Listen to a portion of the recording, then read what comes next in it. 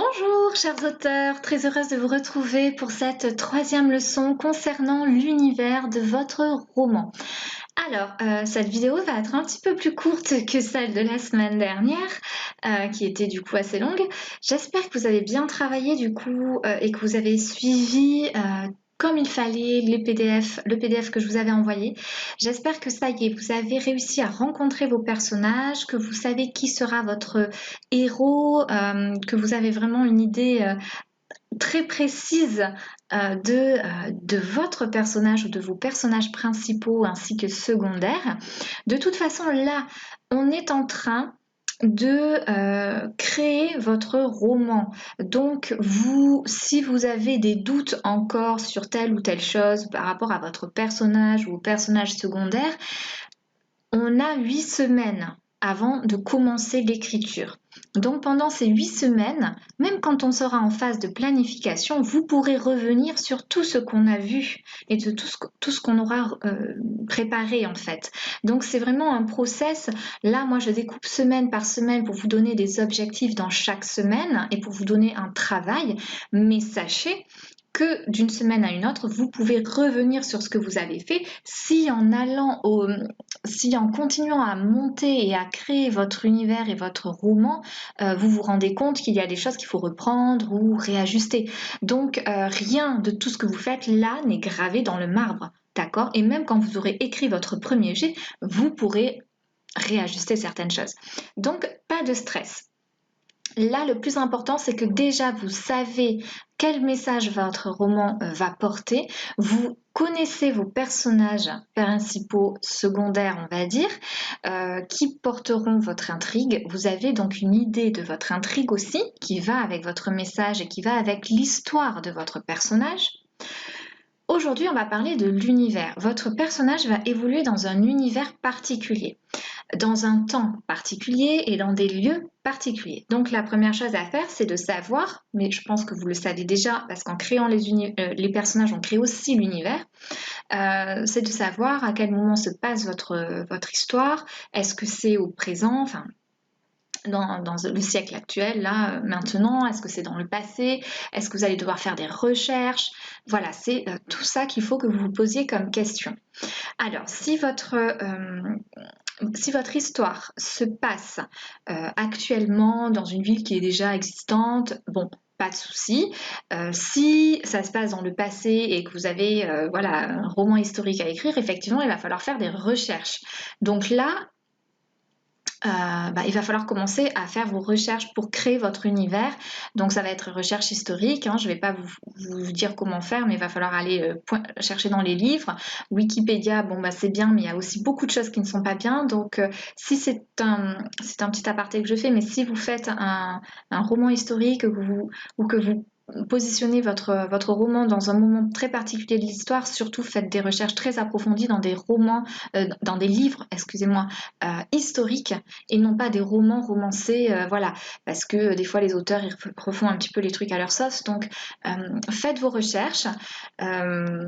Elles peuvent durer jusqu'au moment de la planification, jusqu'au début même de l'écriture du premier jet. Et vous pourrez continuer vos recherches aussi pendant l'écriture du premier jet, si vous avez des petits points à approfondir. Donc ça, il faut voilà, que vous réfléchissiez là-dessus. À quel moment se passe votre histoire? Si votre histoire se passe dans une ville que vous ne connaissez pas, il va falloir faire des recherches sur cette ville, pas raconter n'importe quoi. Après, bien entendu, une fiction est une fiction. C'est vous qui voyez si vous voulez adapter votre univers ou prendre ce que vous voulez de la ville et remanier à votre sauce. Tout est possible dans ce qu'on écrit. D'accord? C'est vous qui êtes juge de ce que vous voulez faire. Moi, je sais que quand j'écris, je veux que tout corresponde parfaitement à la réalité. Donc, je vais aller sur Google Maps si je fais mes personnages à tel ou tel endroit pour vérifier, pour pas raconter n'importe quoi parce que ça me gênerait moi. Mais il y en a que ça ne gêne pas. Donc, c'est vraiment en fonction de vous de ce que vous jugez utile en fait pour vous et de ce qui vous gênera ou pas au niveau de l'écriture. Concernant votre univers, il faut que votre univers, vous avez le choix. Il y a deux choix possibles. Soit votre univers, il est là pour complimenter votre personnage principal et votre histoire, en complément, et en complément de votre histoire, ou bien il est là en contraste. Donc c'est déjà le choix que vous allez devoir faire. Est-ce que pour approfondir votre histoire et votre intrigue, vous voulez que votre univers soit en contraste? Est-ce que par exemple, vous voulez faire une histoire... alors, je vais vous donner l'exemple que je donne à chaque fois, mais moi, mon personnage dans ma série, c'est une personne qui est terriblement dépressive et qui ne voit le bien nulle part, et pourtant elle habite dans une ville paradisiaque avec des palmiers en bord de mer, il fait toujours beau, et ça, c'est le contraste que j'ai choisi. Que elle, en fait, le contraste que j'ai choisi, c'est qu'elle vive dans une magnifique ville où tout est brillant, tout est beau, et qu'elle soit si profondément sombre, assombrie par sa dépression. Ça, c'est le contraste que j'ai choisi et qui finalement accompagne mon intrigue parce que l'univers lui renvoie tout ce qu'elle n'arrive pas à apprécier. Mais vous pouvez aussi faire un univers qui colle parfaitement à ce que vit votre personnage et qui complimente ou qui est un complément de ce que votre personnage est ou traverse. Votre univers, il faut que vous le voyez comme un personnage à part entière, qu'il faut nourrir, qu'il faut élaborer et qui peut avoir même une psychologie. Ok, vous pouvez faire une psychologie des lieux, vous pouvez faire le ciel très sombre et chargé d'orage quand une dispute éclate entre deux personnages. Vous voyez, c'est ce genre de choses qu'il va falloir que sur lesquelles vous allez devoir réfléchir. Un autre exemple, c'est par exemple les Hauts de Hurlevent. Je ne sais pas si vous l'avez lu, mais vous devez savoir, parce que vous avez entendu parler, que le personnage de Heathcliff, c'est un personnage qui est très violent, qui aime passionnément Catherine, qui est débordant de sentiments violents, de revanche, de colère, de haine, d'amour perdu, de passion. Et en fait, l'environnement dans lequel il évolue, c'est un environnement qui est sans cesse battu par les vents, où il y a sans cesse des tempêtes de vent, de neige, de pluie. Et ça, c'est en fait l'auteur, Émilie Brontë, a décidé de montrer le tumulte intérieur de Heathcliff avec l'extérieur et l'environnement de son roman. Donc c'est vraiment, voilà, vous allez vous poser et réfléchir là-dessus. Est-ce que vous voulez que votre univers colle à ce que votre roman et votre intrigue, votre personnage va véhiculer, ou bien est-ce que vous voulez qu'il arrive en contraste pour approfondir et voilà. Alors après, ça peut être des micro-univers dans l'univers. Vous pouvez avoir un univers qui est complètement en complément de votre personnage, et à l'intérieur vous pouvez faire par exemple votre personnage qui va voir un ami à tel ou tel endroit, et cet ami habite dans un endroit, je sais pas moi, un ami hyper gai, hyper drôle, son meilleur ami, et qui habite dans un endroit sordide, vous voyez, et là à ce moment là vous pouvez faire une sorte de contraste. C'est pour écrire une scène, et il faut toujours que ça ait un but, hein. Il faut toujours que ça enrichisse votre récit. Donc voici pour l'univers. Ce que je vous invite à faire, il faudrait que pendant la semaine qui arrive, vous fassiez des recherches concernant votre univers. Alors si c'est un univers au niveau d'un temps différent historiquement parlant, bon bien sûr ça va être un petit peu plus long, mais sinon faites des recherches pendant la semaine, essayez de trouver des photos inspirantes pour créer votre univers, essayez de trouver des monuments qui vous inspirent, essayez de regarder des vidéos, si par exemple votre roman se passe à New York, essayez de regarder des vidéos de blogueurs sur New York, hein, sur YouTube, ou des vidéos de touristes, essayez de regarder des stories Instagram, des photos Instagram, des comptes Instagram de touristes, essayez de regarder des blogs qui concernent votre univers, votre sujet, pour vous inspirer de tout ce qui est dit, parce que dans les blogs, en fait, ça va souvent être des personnes qui sont allées sur place et qui donnent leurs impressions. Voilà, qui vont vous parler des odeurs dans les rues, qui vont vous parler du comportement des gens, et tout ça, vous allez pouvoir vous en servir pour donner encore plus de richesse à votre univers.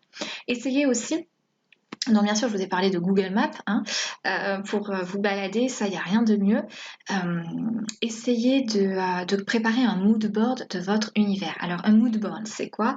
Un mood board, c'est mood, c'est l'humeur, board, tableau. C'est un tableau d'humeur concernant votre univers. Si votre univers si l'univers de votre roman est sombre, glauque, voilà, parce que vous écrivez un thriller, qu'il y a eu des meurtres et tout ça, bah, vous allez essayer de trouver des photos qui correspondent à ce qui est aux images que vous avez dans votre tête et qui vont pouvoir vous inspirer par la suite au niveau de l'écriture.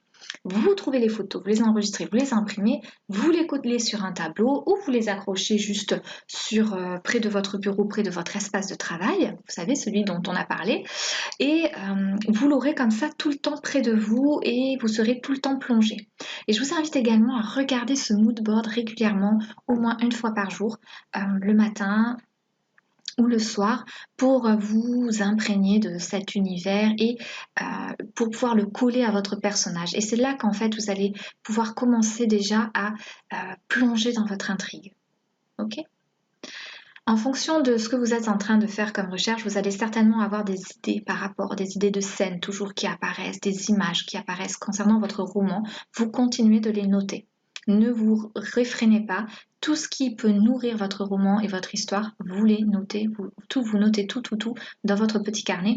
Des choses serviront, d'autres ne serviront pas, mais continuez à vous nourrir et voilà, ah oui, c'est ça en fait, à vous nourrir pour nourrir votre histoire. Je pense que j'ai tout dit concernant l'univers de votre roman. N'hésitez pas si vous avez des questions, si vous avez des doutes, à m'envoyer un petit mail. Il n'y a pas de souci, je répondrai dès que j'ai un petit moment dans la semaine pour vous répondre et enfin pour vous donner quelques éléments de réponse. Après, comme je vous le dis, j'insiste, tout auteur travaille différemment, mais moi en tout cas, je vous donne ma méthode. C'est celle qui me permet de créer des univers qui me font vibrer, qui font vibrer mes personnages. Après, vous prenez ce qu'il y a de bon, de ce qui peut vous servir. Si vous êtes mal à l'aise avec une chose que je vous demande de faire, comme par exemple le mood board, bon, ne le faites pas. Moi, je sais que ça peut vous aider. Donc, ce serait bien de faire tout ce que je vous demande si vraiment voilà, écoutez-vous. Hein, c'est vraiment ça l'essentiel quand on est auteur, c'est de s'écouter et de ne pas bloquer l'énergie créatrice qui est en nous. Voilà. Eh bien écoutez, je vous dis bon travail pour la semaine et on se retrouve la semaine prochaine. Merci d'avoir été avec moi. À très vite.